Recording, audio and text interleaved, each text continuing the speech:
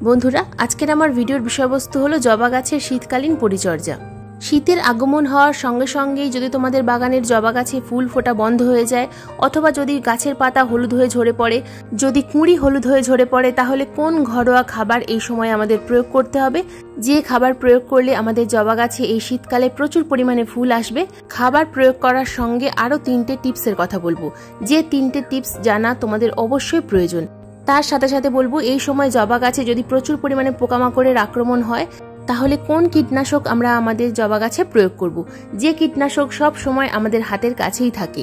আজকের এই ভিডিওটা কিন্তু খুবই গুরুত্বপূর্ণ হতে চলেছে। শীতকালে যদি তোমাদের বাগানের জবা গাছে ফুল না ফোটে, তাহলে আজকের এই ভিডিওটা মনোযোগ দিয়ে একটু দেখার অনুরোধ রইল। একটু স্কিপ করে করে দেখো না বন্ধুরা, স্কিপ করে করে দেখলে কিন্তু অনেক কিছুই মিস করে ফেলবে। নমস্কার, আমি লাবণী, আমার বাগানে তোমাদের সবাইকে জানাই স্বাগত। শীতকালে জবা গাছ পরিচর্যার কেয়ার টিপস নাম্বার 1। বন্ধুরা, এই সময় আমরা প্রায় সবাই নার্সারি থেকে নতুন জবা গাছের চারা কিনে এনে প্রতিস্থাপন করি। তো এই সময় আমরা যখন জবা গাছের চারা কিনতে যাব, একটা জিনিস আমরা খুব ভালোভাবে লক্ষ্য করব, যে জবা গাছ আমরা কিনছি সেটা হাইব্রিড ভ্যারাইটির নাকি দেশীয় প্রজাতির। যদি হাইব্রিড ভ্যারাইটির হয়, তাহলে তোমরা দেখবে যে গাছের মধ্যে প্রচুর পরিমাণে কুঁড়ি আছে, কারণ এখন হাইব্রিড ভ্যারাইটির জবা ফোটার আদর্শ সময়। এখন কিন্তু দেশীয় গাছে ফুল খুব কম, কুঁড়ি একেবারে নেই বললেই চলে। তো এবার বলি, যদি তোমরা নার্সারিতে গিয়ে বুঝতে না পারো যে কোনটা দেশীয় ভ্যারাইটির এবং কোনটা হাইব্রিড ভ্যারাইটি, সবসময় দেখবে হাইব্রিড ভ্যারাইটির কুঁড়ি ফুল ওপরের দিকে থাকে। যদি কুঁড়ি থাকে তাহলে কুঁড়িটা উপরের দিকে মুখটা উঁচু করে থাকবে, আর যদি ফুলটা থাকে তো ফুলটা কিন্তু উপরের দিকে ফুটে থাকবে। কিন্তু যখন দেখবে দেশীয় ভ্যারাইটির জবা ফুল ফুটে রয়েছে, সেটা কিন্তু নিচের দিকে রয়েছে, কুঁড়িটা উপরের দিকে থাকে কিন্তু ফুলটা ফোটার পর নিচের দিকে ঝুলে যায়। তো এই দুটো জিনিস একটু খেয়াল করবে, তাহলে কিন্তু তোমরা দেশীয় ভ্যারাইটির জবা এবং হাইব্রিড ভ্যারাইটির জবা খুব সহজেই চিনতে পারবে। তা না হলে নার্সারিতে জিজ্ঞাসা করবে, ওনারাই কিন্তু তোমাদেরকে বলে দেবে। Care tips number 2। বন্ধুরা, এই সময় শীতকালে জবা গাছকে আমাদের কিন্তু ফুল সানলাইটের মধ্যে রাখতে হবে। Pune, Bangalore, Australian, Taiwan, American এই সমস্ত ভ্যারাইটির জবা গাছ এখন শীতকালে রোদ্দুরে রাখলে তবেই কিন্তু গাছে ফুল আসবে, তা না হলে কিন্তু গাছে ফুলও আসবে না, কুঁড়িও আসবে না, এবং গাছে প্রচুর পরিমাণে পোকামাকড়ের আক্রমণ হবে। বন্ধুরা, এবার বলবো কেয়ার টিপস নাম্বার 3। এই সময় আমাদের বাগানের জবা গাছের পাতা কিন্তু হঠাৎ করে হলুদ হয়ে ঝরে যেতে পারে। জবা গাছের পাতা হলুদ হয়ে ঝরে পড়ার পেছনে অনেক রকম কারণ থাকতে পারে। প্রথম কারণ, টবের মাটিতে অতিরিক্ত যদি জল জমে যায়, টবের মাটি যদি শুকনো না হয়, যদি কাদা কাদা হয়ে থাকে, তাহলে এই সমস্যাটা হতে পারে। দ্বিতীয় কারণ, আবহাওয়া তারতম্যের কারণে এই সমস্যাটা হতে পারে। এবং তৃতীয় কারণ, টবের মাটিতে যদি প্রচুর পরিমাণে ফাঙ্গাসের আক্রমণ হয়, তাহলেও এই সমস্যাটা হতে পারে। তো প্রথম যে কাজটা আমাদের করতে হবে, টবের মাটি প্রথমে ভালোভাবে খুশে দিতে হবে। টবের মাটি খোসার সময় যদি দেখো যে টবের মাটি খুব বেশি কাদা কাদা হয়ে রয়েছে, জল কিছুতেই শুকনো হচ্ছে না, তাহলে প্রথম কাজটা করতে হবে, টবের মাটি ভালোভাবে খুশে দেওয়ার পর টবের মাটিটাকে একটু শুকনো করতে হবে। মিডিয়া শুকনো হয়ে যাওয়ার পর 1 লিটার জলে 2 গ্রাম হিউমিক অ্যাসিড, 2 গ্রাম এপসাম সল্ট এবং 2 গ্রাম যে কোনো ফাঙ্গিসাইড ভালোভাবে মিশিয়ে টবের মিডিয়াতে প্রয়োগ করতে হবে।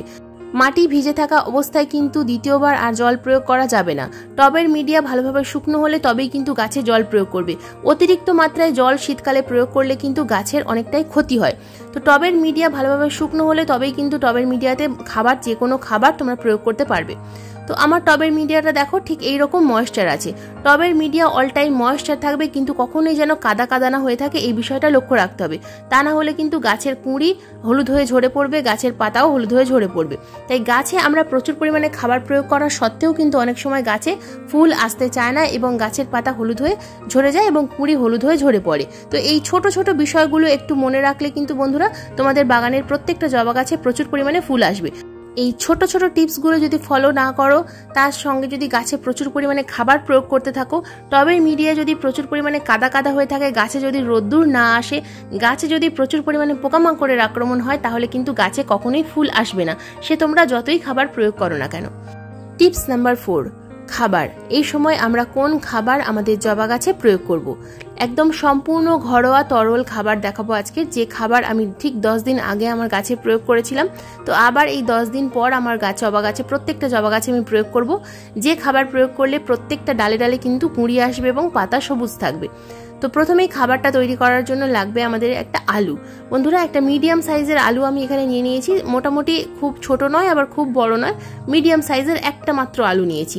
তো আমি এই যে খাবারটা তৈরি করব, তার জন্য দেখো আলুটাকে আমি টুকরো টুকরো করে নিয়েছি। এবং নিতে হবে আমাদের 25 গ্রাম বাদাম। মাত্র 25 গ্রাম বাদাম, যে কাঁচা বাদাম আমরা ভিজিয়ে রাখি সেই বাদাম। তো এই বাদামটাকে আমাদেরকে কিন্তু প্রথমে ভিজিয়ে রাখতে হবে। 4 থেকে 5 দিনের জন্য একটা এয়ারটাইট কন্টেনারের মধ্যে আমি ভিজিয়ে রেখেছিলাম। তো এরপর যে কাজটা আমাদের করতে হবে সেটা হলো এই বাদাম এবং আলু, এই দুটো উপাদান আমাদেরকে খুব ভালোভাবে কিন্তু মিক্সির মধ্যে দিয়ে পেস্ট করে নিতে হবে।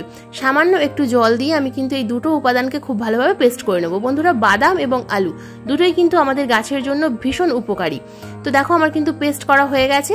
এবার আমি কিন্তু 5 লিটার জলের মধ্যে এই পেস্ট ভালোভাবে মিশিয়ে নেব। তো এই যে উপাদান, এই দুটো উপাদান খুব ভালোভাবে কিন্তু জলের সঙ্গে মিশিয়ে তারপরেই গাছে ব্যবহার করতে হবে।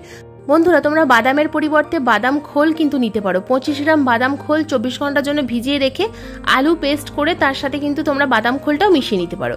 তো এই দুটো উপাদানের সঙ্গে আমি মিশিয়ে দেবো 1 চা চামচ হলুদ গুঁড়ো। তো হলুদ গুঁড়ো কিন্তু অবশ্যই দিতে হবে, কারণ গাছে আমরা যে তরল খাবার প্রয়োগ করি না কেন অনেক সময় ফাঙ্গাস প্রবলেম হতে পারে।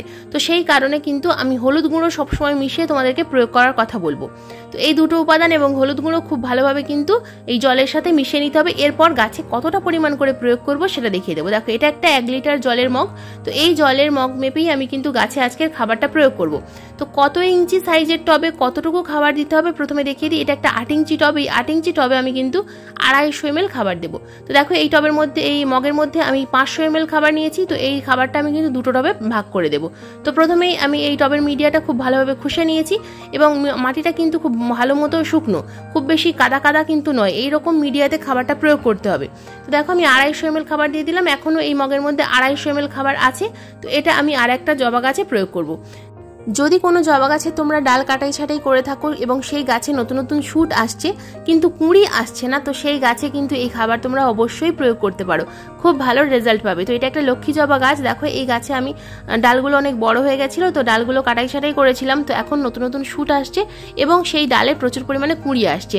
তার কারণ আমি এই গাছে 10 দিন আগে এই একই খাবার প্রয়োগ করেছিলাম, আবার ঠিক 10 দিন পর আবারও এই একই খাবার প্রয়োগ করলাম। তো মাসে 3 বার 10 দিন অন্তর অন্তর প্রয়োগ করতে হবে। তো এটা একটা 10 ইঞ্চি টব। এই 10 ইঞ্চি টবে আমি সম্পূর্ণ 500 ml লিকুইড খাবার কিন্তু প্রয়োগ করলাম। তো যদি তোমাদের কাছে 12 ইঞ্চি টব থাকে সেক্ষেত্রে তোমরা কিন্তু সম্পূর্ণ 1 লিটার তরল খাবার প্রয়োগ করবে। তো খাবার অতিরিক্ত মাত্রায় দেবো না, অতিরিক্ত মাত্রায় প্রয়োগ করলে টবের ড্রেনেজ হোল দিয়ে বাইরে বেরিয়ে যাবে, কাজে লাগবে না। তো যে কারণে সামান্য পরিমাণ খাবার প্রয়োগ করতে হবে, খুব বেশি নয়, যেন মিডিয়াটা ভিজে যায় এইরকমভাবে তোমাদেরকে খাবারটা প্রয়োগ করতে হবে। বন্ধুরা, এবার আসি টিপস নাম্বার 5। টিপস নাম্বার 5 হলো, যদি জবা গাছে প্রচুর পরিমাণে জাপ পোকার আক্রমণ হয় তাহলে তোমরা এখন কি কীটনাশক প্রয়োগ করবে। যে কীটনাশক আমাদের প্রায় সবার হাতের কাছেই থাকে। তো যে কীটনাশক প্রয়োগ করলে জবা গাছে কুঁড়ি ঝরা বন্ধ হবে এবং গাছে প্রচুর পরিমাণে ফুল আসবে, কারণ এই জাপ পোকা ফুলের কুঁড়ির ওপরে বসে প্রত্যেকটা কুঁড়ির রস শোষণ করে খেয়ে নেয় এবং গাছে একটাও ফুল আর ফোটে না। তো এই সময় আমরা কি কীটনাশক প্রয়োগ করব সেটা তোমাদেরকে আমি দেখিয়ে দিচ্ছি। দেখো, প্রথমে এই কীটনাশকটা তৈরি করার জন্য নিতে হবে 1 লিটার জল, মাত্র 1 লিটার জল। এবং 1 লিটার জলের মধ্যে একটা উপাদান আমি এখানে মেশাবো, সেটা হলো ডেটল। ডেটল প্রায় আমাদের সবার বাড়িতে থাকে। বন্ধুরা, এই ডেটল কতটুকু পরিমাণ নিতে হবে সেটা তোমাদেরকে আমি দেখিয়ে দিচ্ছি। দেখো, যদি তোমাদের মনে হয় যে ডেটল গাছে ইউজ করলে গাছের ক্ষতি হবে তাহলে তোমরা প্রথমে একটা গাছে প্রয়োগ করবে এবং আমি যেভাবে বলছি সেভাবে তোমরা একটা গাছে প্রয়োগ করে দেখো, যদি কাজ হয় তারপর তোমরা প্রত্যেকটা গাছে প্রয়োগ করবে। তো এখানে দেখো, একটা ছোট্ট চামচ নিয়েছি। এই চামচের একদম 4 ভাগের 1 ভাগ, একদম সামান্য পরিমাণটা খুব ভালোভাবে লক্ষ্য করো, অতিরিক্ত মাত্রায় আমি কিন্তু মেশাচ্ছি না। 4 ভাগের 1 ভাগ সামান্য পরিমাণ নিয়ে আমি কিন্তু 1 লিটার জলের মধ্যে খুব ভালোভাবে মিশিয়ে নেব। এরপর একটা স্প্রেয়ার বটলের মধ্যে ভরে এটা গাছে কিন্তু আমি ভালোভাবে স্প্রে করব, শুধুমাত্র কুঁড়ির ওপরে যেখানে পোকাটা আছে, জাপ পোকা যেখানে আছে ঠিক সেই জায়গায় আমি খুব ভালোভাবে স্প্রে করব। তো এটা কিন্তু আমাদেরকে লাগাতার 3 দিন করতে হবে। একটা স্প্রেয়ার বটলের মধ্যে ভরে তোমরা কিন্তু একটা ছায়া জায়গায় রেখে দিতে পারো 3 দিন লাগাতার স্প্রে করার জন্য। প্রতিদিন মেশানোর কোনো প্রয়োজন নেই। এটা স্প্রে করার সঠিক সময় হলো সন্ধ্যার সময় অথবা খুব সকালবেলা। দুপুরের রোদ্দুরে কিন্তু এটা স্প্রে করা যাবে না। লাগাতার 3 থেকে 4 দিন স্প্রে করার পর তবে কিন্তু এর রেজাল্টটা তোমরা দেখতে পাবে। প্রথম কিন্তু এর রেজাল্ট বুঝতে পারবে না। তবে আবারও বলছি, প্রথমে একটা গাছে স্প্রে করে দেখো, তারপর যদি কাজ হয় তবেই কিন্তু অন্যান্য গাছে প্রয়োগ করবে। আমি কিন্তু এরকমই করি, প্রথমে একটা গাছে অ্যাপ্লাই করি, তারপর যদি দেখি যে ভালো কাজ হচ্ছে তারপর আমি অন্যান্য গাছে স্প্রে করি। তবে পাতায় স্প্রে করব না, শুধুমাত্র কুঁড়িতে স্প্রে করব। আর যে খাবারটা দেখালাম সেই খাবারটা কিন্তু বন্ধুরা তোমরা 10 দিন অন্তর অন্তর মাসে 3 বার প্রয়োগ করবে এবং লিকুইড খাবার সবসময় সকালবেলা দেওয়ার চেষ্টা করবে। কখনোই কিন্তু বিকালবেলা গাছে খাবার দেওয়ার চেষ্টা করবে না। গাছে বিকালবেলা খাবার দিলে অনেক সময় টবের মিডিয়াতে ফাঙ্গাসের আক্রমণ হয় এবং গাছের ক্ষতি হতে পারে। সকালে খাবার প্রয়োগ করলে টবের মিডিয়াতে রোদ্দুর লাগে এবং গাছে টবের মিডিয়াতে কোনো রকম কোনো ফাঙ্গাসের আক্রমণ হয় না। তো বন্ধুরা, এই ছিল আমার নভেম্বর মাসের মাঝামাঝি সময়ের লিকুইড খাবার। তো এই লিকুইড খাবার তোমরা এই নভেম্বর মাসের মাঝামাঝি একবার প্রয়োগ করো, আবার নভেম্বর মাসের শেষে একবার প্রয়োগ করতে পারবে। তো মাসে 3 বার তোমরা এই খাবারটা কিন্তু অনায়াসে প্রয়োগ করতে পারবে। খুব ভালো রেজাল্ট দেখা যায়, গাছে কিন্তু প্রচুর পরিমাণে কুঁড়ি আসবে। বন্ধুরা, এই ছিল আজকের আমার নভেম্বর মাসের জবা গাছের পরিচর্যার ভিডিও। শীতকালে জবা গাছের কিভাবে পরিচর্যা করবে সবটাই কিন্তু ডিটেলসে বলে দিলাম। ঠিক মতো করে পরিচর্যা করলে তোমাদের গাছে কিন্তু অবশ্যই ফুল আসবে। আজকের এই ভিডিওটা কেমন লাগলো অবশ্যই কমেন্ট করে জানাবে। যদি কোনো রকম কোনো প্রশ্ন থাকে ভিডিও সংক্রান্ত অবশ্যই কমেন্ট বক্সে কমেন্ট করবে, আমি যথাযথ উত্তর দেওয়ার চেষ্টা করব। আজকের এই ভিডিওটা যদি ভালো লেগে থাকে তো প্লিজ একটা লাইক করো, শেয়ার করো, হাইপ করো। চ্যানেলে নতুন বন্ধু হয়ে থাকলে চ্যানেলটাকে সাবস্ক্রাইব করে পাশে বেল আইকনটা প্রেস করে দিও এইরকম নিত্য নতুন বাগান সংক্রান্ত ভিডিও দেখার জন্য। এইরকম নিত্য নতুন বাগান সংক্রান্ত ভিডিও কিন্তু আমি প্রতিদিন ঠিক সন্ধ্যা 6টার সময় আপলোড করি। আজকের এই ভিডিওটা সম্পূর্ণ মনোযোগ দিয়ে দেখার জন্য তোমাদের সবাইকে জানাই অসংখ্য ধন্যবাদ।